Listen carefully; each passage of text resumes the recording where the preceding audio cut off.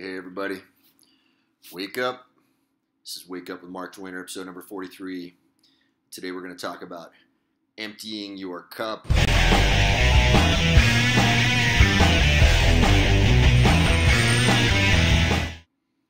Alright guys, I got to make this a quick one because I'm about to run downstairs here and join this fantastic Joel Bauer event to which I have been looking forward for a very long time. Now, yesterday I spoke about emptying your cup, and some people wrote in and said, Mark, what's that all about? What is that Zen proverb? And my first answer was, Google, motherfucker. No, I'm just kidding. No, I'll tell you the story, all right? So I'm just kind of being a cheeky jerk here just to have some fun. And also because somebody was talking to me about using foul language in these things. Let me talk about that really quick. Guys, language is a tool.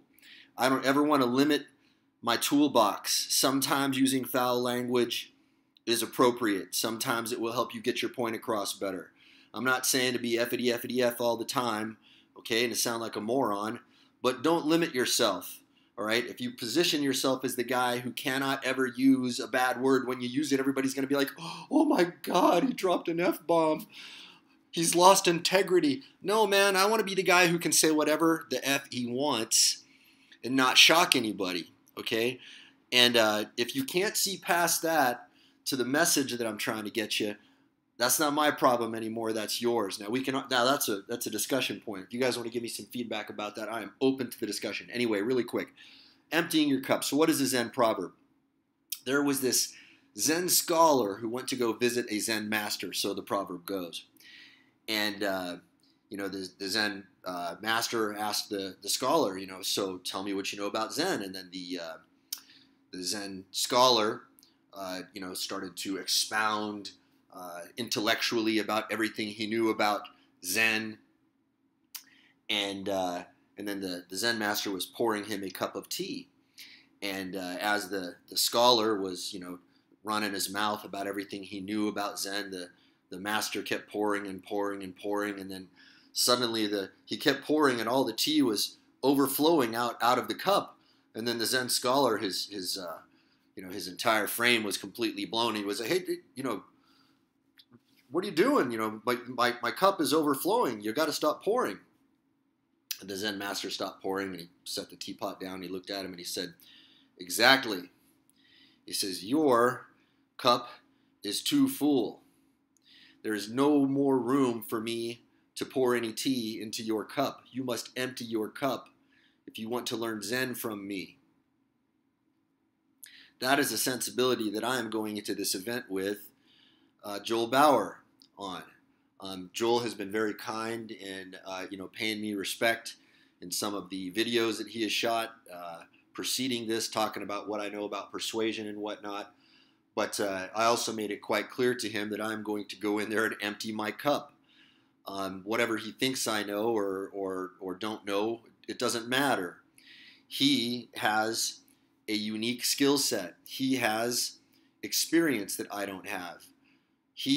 There may be some things I know better than he does. There may be some things that he knows better than I do. I'm not going to learn any of those things if I go in with a full cup. So let me tell you one other story about this, about a way that I was forcefully, I had my cup emptied forcefully. When I first went to go train with a champion MMA fighter, I took it upon myself to learn MMA because even though I had done martial arts in the past, I realized that I was not as tough a guy as I thought I was. So I thought, well, let me go to the toughest of the toughest. So I linked up with a guy who was a featherweight champion MMA fighter in a pretty good league. By all accounts, this guy was respected. I think he had a shot at the UFC, but never really went that route. Regardless, he was of that caliber. And we had a very similar experience. The first day, he tells me, he says, "Hey, Mark, okay, so lace up your gloves. And as you're lacing up your gloves, tell me a little bit about what you know about martial arts." And I'm telling him about what I know now are to be, I hate to say it, bullshit martial arts, all the things that I had learned and all the books that I had read about the philosophy of martial arts. And he's nodding and going, just kind of going along with my game, humoring me. And then I had my gloves all laced up, and he goes, "Okay, are you ready?" And I said, "All right, let's go." And then, boom, he punched me right in the face. And let me tell you, my cup was empty from that moment forward. And I was a better man for it. It sucked. It shocked the hell out of me, but it broke my concentration. It broke my frame. It interrupted my pattern. My pattern was I had intellectualized all this shit, but I didn't really know what the hell I was talking about because I hadn't really experienced it. Okay, I'm ever so grateful to have spent that year with that guy. I trained with him pretty much every day for a full straight year. It's one of the wisest things I had ever done to myself. And goddamn, it was hard, but it was so incredibly rewarding. Anyway, that is the sensibility with which I'm going to walk into this room today with the great Joel Bauer, because I know that he knows a lot of things that I don't know, and I know for sure that there are holes in my game that he can fill. And that is a very, very valuable thing. And if I walk in there with my ego blaring, with my past accomplishments louder than the voices that I will be listening to, I am a fucking moron. Okay? That's a time when an F-bomb is deserved, because that is when we are being effing morons, guys. We need to be very, very conscious of that, because we are all doing it all the time, and we're never ever going to win that battle. It's a constant battle. Okay, it's a battle we have to fight every single day of our lives. And let me say one last thing. I have a philosophy about life, and that's this, and that's that there is no such thing as stability or stasis.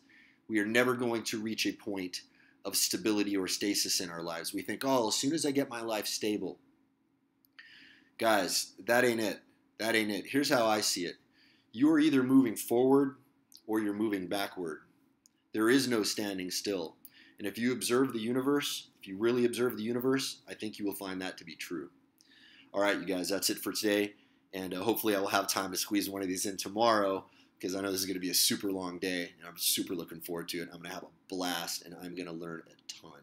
All right, y'all, you have a beautiful day as well.